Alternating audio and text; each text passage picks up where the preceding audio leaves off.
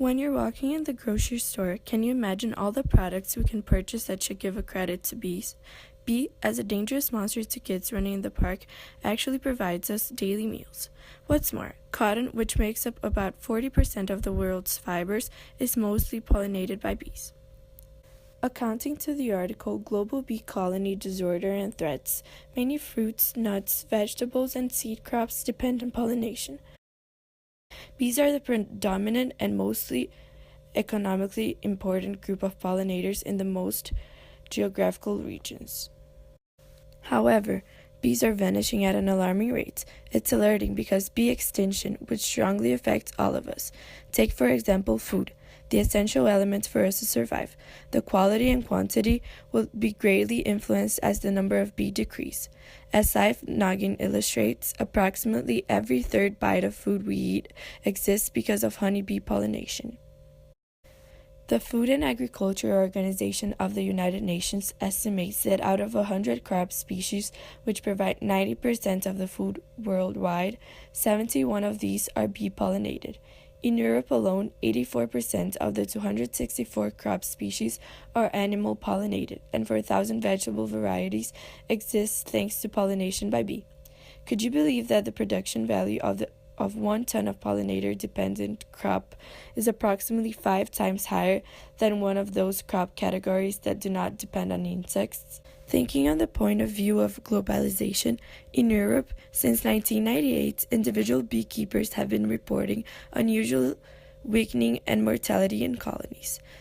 Losses of honeybee colonies since 2004 has left North America with fewer managed pollinators than any time in the last 50 years. In North America, honeybees pollinate nearly 95 kinds of fruits such as apples, as well as crops like soybeans, and in 2000, the value of crops pollinated by bees was estimated as $14.6 billion in the United States alone. In Asia and Oceania, China has 6 million bee colonies. About 200,000 beekeepers in this region raise western honeybees and eastern honeybees. In recent years, Chinese beekeepers have faced some inexplicable and complex symptoms of colony losses in both species. Beekeepers in Japan raise both western honeybees and eastern honeybees, and 25% of beekeepers are facing the problem of sudden losses of their bee colonies too. In Africa, Egyptian beekeepers around the Nile River have reported symptoms of colony collapse disorder. We also did interviews on local beekeepers about colony collapse disorder, and through the interview, our group comes out with several conclusions. Firstly, not every bee farm has experienced colony collapse disorder. It's largely dependent on surrounding environment.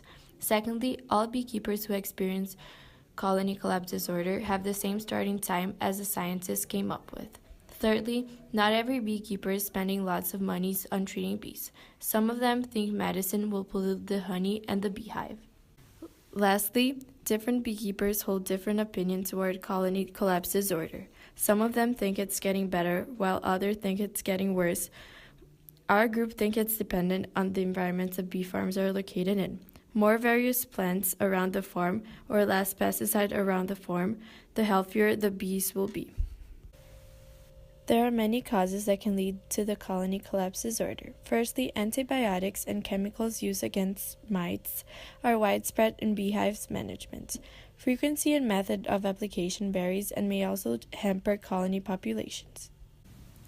Second, commercial beekeepers in the U.S. usually use trucks to carry bees. However, keeping bees in trucks for a long period of time and the change in temperature during the trip is stressful to bees.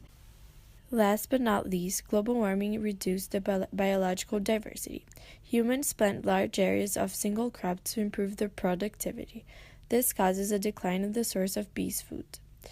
As the commercial beekeepers move from north to south during the winter time, beekeepers usually feed bees sugar and syrup but not pollens. This also led to the death of a lot of bees during the winter.